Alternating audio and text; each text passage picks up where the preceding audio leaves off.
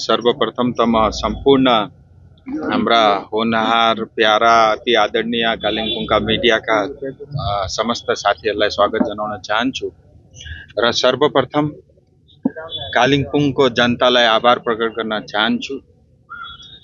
पश्चिम बङ्गालमा 75 सालका बादमा परिवर्तन आएको छ।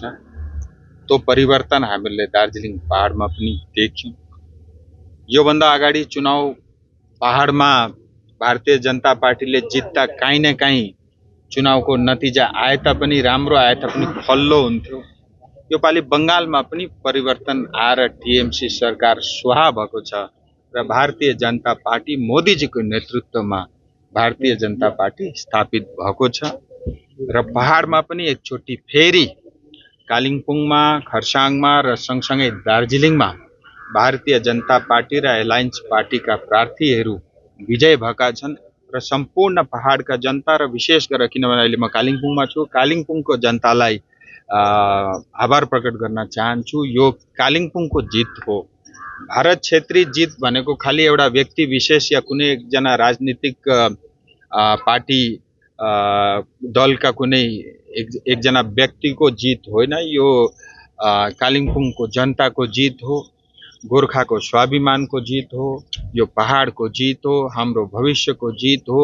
यो जितमा हाम्रा शहीद परिवारलाई समर्पित गर्न चाहन्छु। यो युवा पिढीको जित हो, किनभने आज युवा पिढी नोकरी गर्नका लागि काम खोज्दै बाहिर विदेशमा देश विदेशमा जानुपर्छ। भोलिको दिनमा घरमै बसेर आफ्नै छेउछाउमा क्षेत्रमा नोकरी पाउने व्यवस्था पनि हामीहरू त्यसलाई त्यो सङ्कल्प पनि पुरा गर्नेवाला छौँ।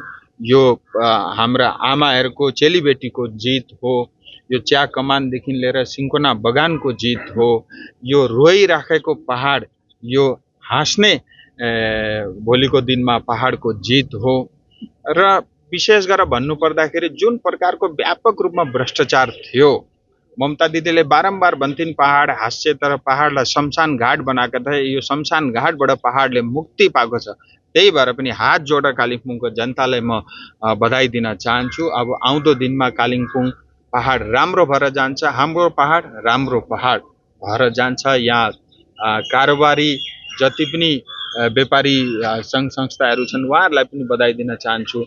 एउटा राम्रो वातावरणको सृजना हुन्छ र आउँदो दिनमा कालिम्पोङ अगाडि बढ्छ। त्योभन्दा बेसी अर्को एउटा कुरा थप म के भन्न चाहन्छु भने भारतीय जनता पार्टीको सरकार कलकत्तामा बङ्गालमा बनिनु र यस पहाडमा तीनटै भारतीय जनता पार्टीका प्रार्थीहरू जित्नु भनेको चाहिँ हाम्रो स्थायी समाधानको आदि यानि 50% काम भइसकिरहेछ। र सँगसँगै साथमा के पनि भन्न चाहन्छु भने 2026 भारतमा बसोबास गर्ने गोर्खा जाति, त्यसमध्ये पनि दार्जिलिङ तराई डुवर्समा बसोबास गर्ने गोर्खा जातिका लागि एउटा इतिहास बनेको छ। 5 जना खाटी गोर्खा विधायक चुनेका छन्। भोलिको दिनमा एसेम्ब्लीमा गएर गोर्खा जातिको आवाज बनिने छन्। यो एउटा 75 सालको बादमा एउटा इतिहास कायम भएको छ। त्यसका लागि पनि सम्पूर्ण पहाड तराई डुवर्सका क्षेत्रका बासिन्दालाई जनतालाई पनि म बधाई दिन चाहन्छु। यति भन्दै मेरो कुरा म यही समाप्त गर्न चाहन्छु। अब तपाईहरुको प्रश्न उत्तर। सभासद सतीश पोखरेल र यता रुदेन लेप्चाको बयानहरु अघि आइसकेपछि बंगाल सरकारसित मिलेर काम गर्छु भन्ने कुराहरु अघि आइरहेछ। चाहिँ रुदेन लेप्चासँग मिलेर काम गर्दैन, किनभने कुरा स्पष्ट छ। हेर्नुहोस्, जनताले म्यान्डेट जीटीए खारिज गर्नका लागि दियो। जनताले म्यान्डेट रुदेन सादाको भ्रष्टाचारको खिलाफ म्यान्डेट दिएको, बुझ्नुभयो नि।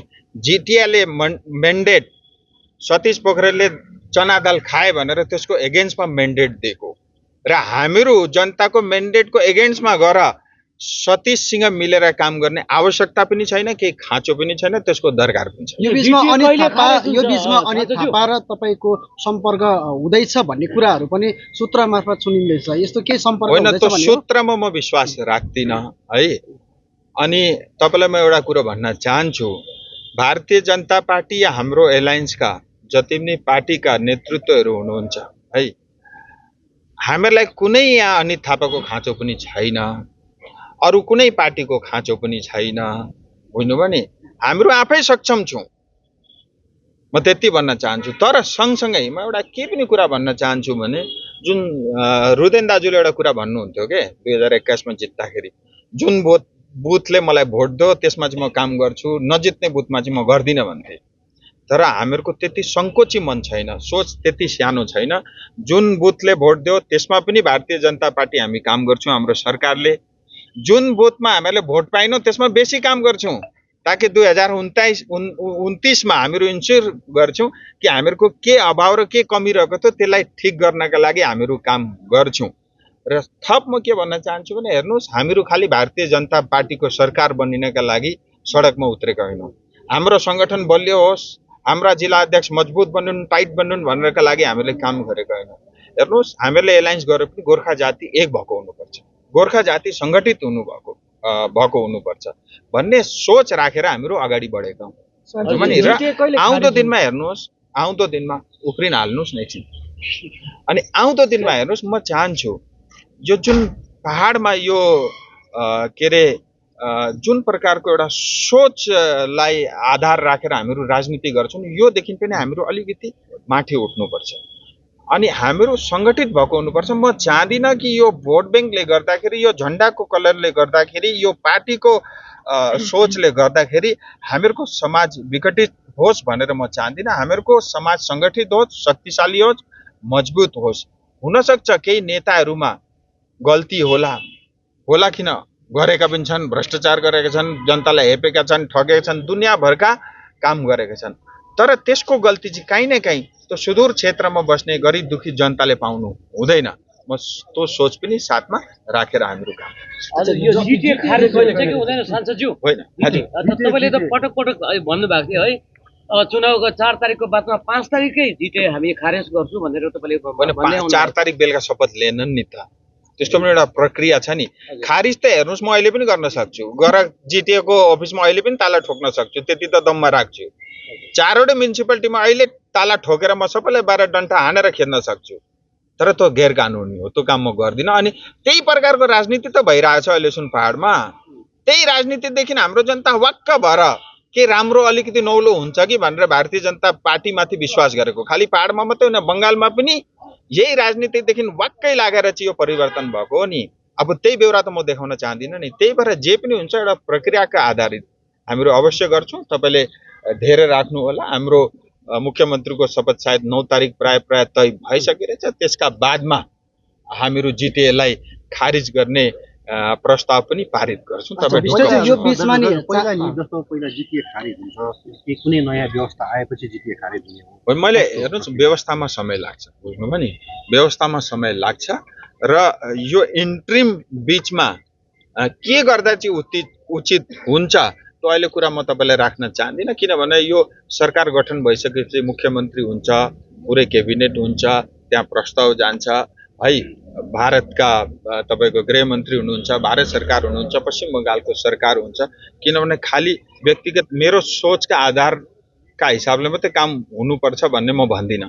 किनभने अरू ठुला ठाला सरकार सबै बसेर यो पहाडका लागि, पहाडको भविष्यका लागि, हाम्रो आइडेन्टिटीका लागि, हाम्रो समाधानका लागि के उचित हुन्छ त्यो क्याबिनेटले पारित गर्छ। तपाईँलाई भोट दिने, जनतालाई भोट दिने जनताको एउटै अहिले सवाल छ, जलजीवन मिसनदेखि लिएर अहिले चाना दालसम्म घोटाला अघि आइरहेछ।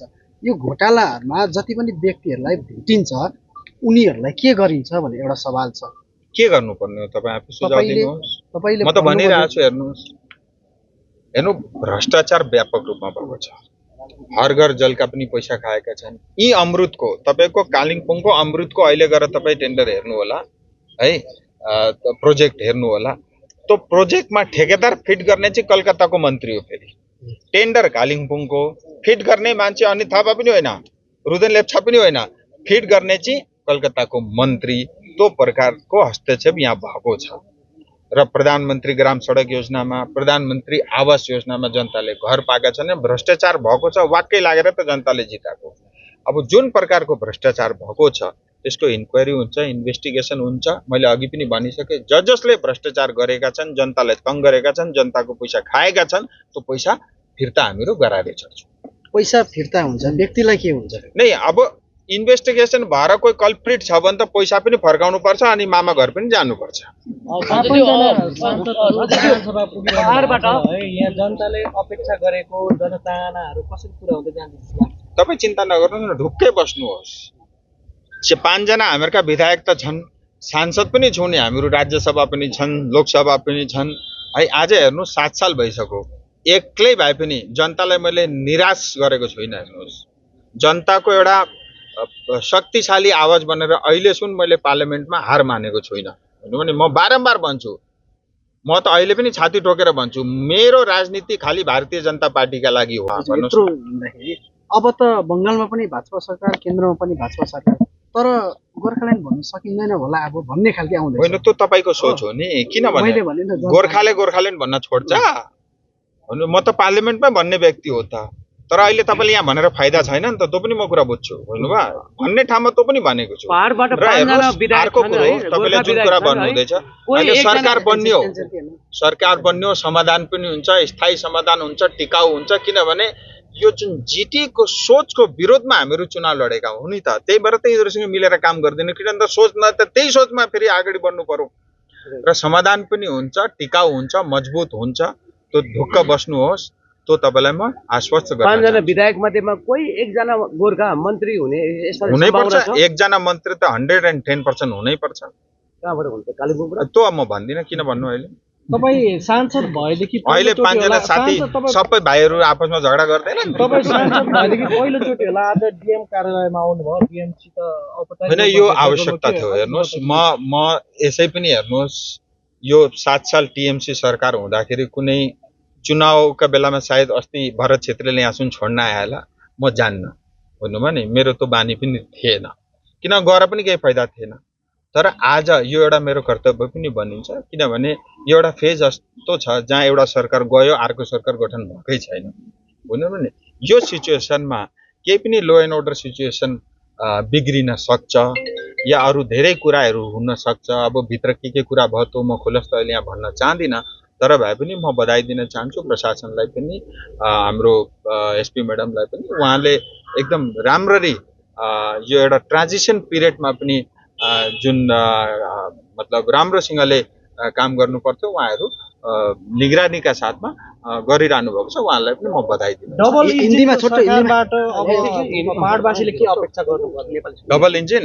डबल इन्जिन भनेपछि त बुलेटको इन्जिन हो, भन्नुभयो नि। अनि त्यो अपेक्षा पहाडको जनताको अपेक्षालाई पुरा गर्नकै निम्ति यो सरकारको गठन भएको। अनि यति कुरा याद राख्नुहोस्, मैले अघि पनि त्यहाँ भाषणबाट भने, यो सरकार र भारतीय जनता पार्टी, बुझ्नुभयो नि, यो जति पनि हामीले चुनाव जित्यौँ यो म जनतालाई समर्पित पनि गर्छु र जनताको सेवा गर्ने नै हाम्रो मूल उद्देश्यलाई आधार बनाएर हामीहरू काम गर्छौँ। हामीहरू यहाँ ठेका बाँड्ने, बुझ्नुभयो नि, ठेकेदार जन्माउने, कमिसन ओसार्ने त्यो होइन। हामीहरूको मूल उद्देश्य हुन्छ जनताले आफ्नो अधिकार पाएको हुनुपर्छ, त्यो सुनिश्चित गर्नका लागि हामी आजको तारिकमा भारतीय गोर्खा प्रजातान्त्रिकबाट धेरै संख्यामा मानिसहरू भारतीय जनता पार्टीमा आउन चाहन, सामेल हुन चाहने त्यो लहर अहिले आइरहेको छ। नै राम्रा मान्छे त मैले भने नि अघि नै एउटा लामो भाषण दिएँ। हेर्नुहोस्, म चाहन्छु यो समाज सङ्गठित भएको राम्रो भन्नुभयो नि। अब गाउँठाउँमा, ब्लकमा, मण्डल लेभलमा धेरै कार्यकर्ताहरू सम्पर्कमा छन्। आज जिल्लासँग पनि म लामो 1-1.5 घण्टाको बैठक गरेँ। जिल्लाको नेतृत्वको अन्डरमा मण्डलहरूले जे निर्णय लिन्छन् उहाँहरूले सोचेर बुझेर जे राम्रो हुन्छ पहाडको हितका लागि हुनुपर्छ। बिजेपीका लागि हित हेरेर हुँदैन, भन्नु नि। पहाडका हितका लागि जे पनि हुन्छ भोलिको दिनमा, भविष्यमा म त चाहन्छु नि सबै। र अब धेरैजना 2-4 दर्जन नेताहरूको त म कुरा भन्न सक्दिनँ है, सबै नराम्रो हुन् पनि म भन्न चाहदिनँ, भन्नुभयो नि। भोलिका दिनमा सबै मिलेर है सोचलाई परिवर्तन गरेर अगाडि बढ्यो भने त्यसमा नराम्रो के हो र।